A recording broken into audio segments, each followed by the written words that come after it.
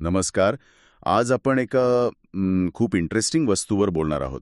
Prism म्हणजे ती त्रिकोणी पारदर्शक वस्तू जी प्रकाश वाकवते. हो, अगदी. जणू एखादं खास खेळणं नाही का, काचेचा किंवा प्लास्टिकचं. बरोबर.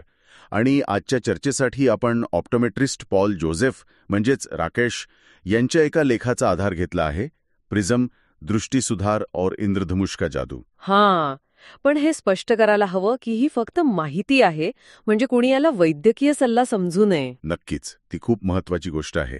तर आज आपण प्रिझमची ओळख करून घेऊ, म्हणजे तो काय आहे, प्रकाश कसा हाताळतो. आणि मग तो रंगांचं विभाजन कसा करतो, ते इंद्रधनुष्य वगैरे.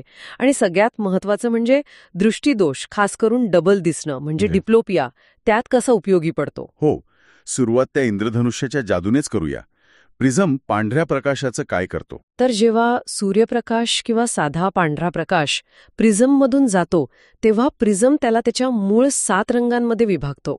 आपल्याला ते दिसतात: तांबडा, नारंगी, पिवळा, हिरवा, निळा, पारवा आणि जांभळा. म्हणजे प्रिझम स्वतः रंगीत नसतो? नाही, अजिबात नाही. खरं तर ते रंग त्या पांढऱ्या प्रकाशातच दडलेले असतात. प्रिझम फक्त त्यांना वेगळं करून दाखवतो, प्रकाशाचं विश्लेषण करतो असं म्हणू शकतो. अच्छा, हे फक्त प्रयोगशाळेत होतं की आपल्या आजूबाजूला पण दिसतं?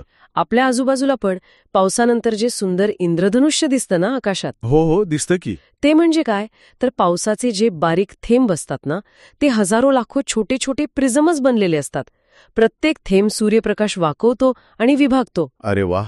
आणि दुर्बिणीमध्ये पण वापरतात असं ऐकलंय? हो, दुर्बीण किंवा कॅमेरामध्ये प्रतिमा स्पष्ट आणि सरळ करण्यासाठी प्रिझमचा वापर होतो, म्हणजे प्रकाशाला योग्य दिशेने वळवण्यासाठी. हे झालं प्रकाशाला वाकवणं आणि रंगात विभागणं.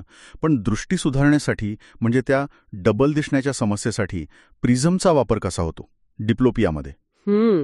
हा त्याचा खूप महत्वाचा उपयोग आहे.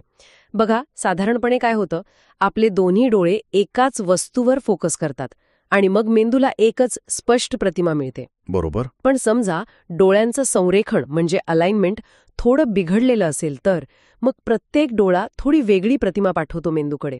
आणि मग आपल्याला 2 दिसू लागतं. अगदी बरोबर. यालाच डिप्लोपिया म्हणतात. इथे प्रिझम मदतीला येतो. तो काय करतो नक्की?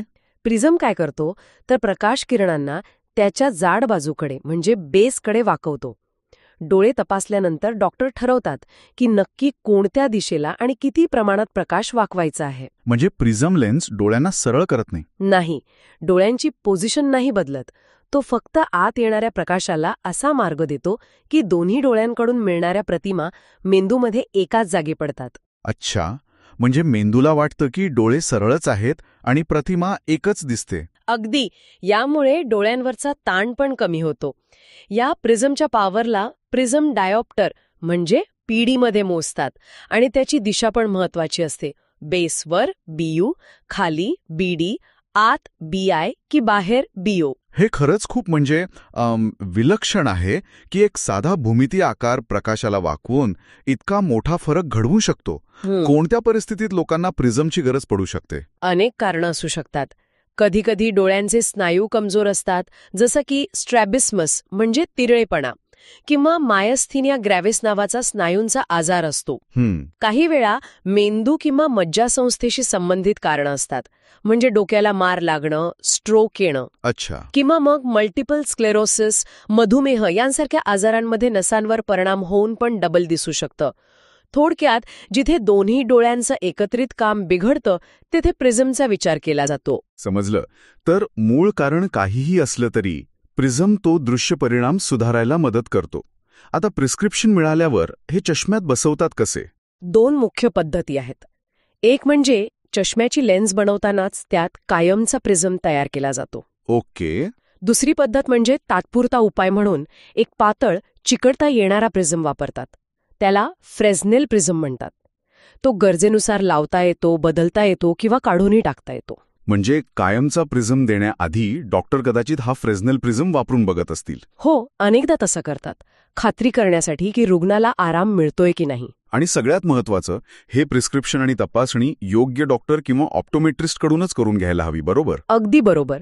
कारण चुकीचा प्रिझम वापरला म्हणजे चुकीची पॉवर किंवा चुकीची दिशा, तर त्रास कमी होण्याऐवजी वाढू शकतो.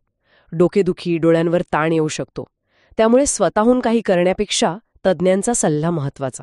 आज आपण पाहिलं की प्रिझम कसा प्रकाशाला रंगात विभागतो आणि त्याचबरोबर दृष्टीच्या समस्या, विशेषतः दुहेरी दृष्टी सुधारण्यात किती महत्वाची भूमिका बजावतो. हो, आणि जाता जाता एक विचार करण्यासारखी गोष्ट म्हणजे बघा ना, एक साधा त्रिकोणी आकार तो फक्त प्रकाश किरणांना वाकवतो, पण त्याचा परिणाम आपल्या दृष्टीवर, रंगांच्या आकलनावर किती मोठा आहे. खरंच विज्ञानाची कमाल आहे ही.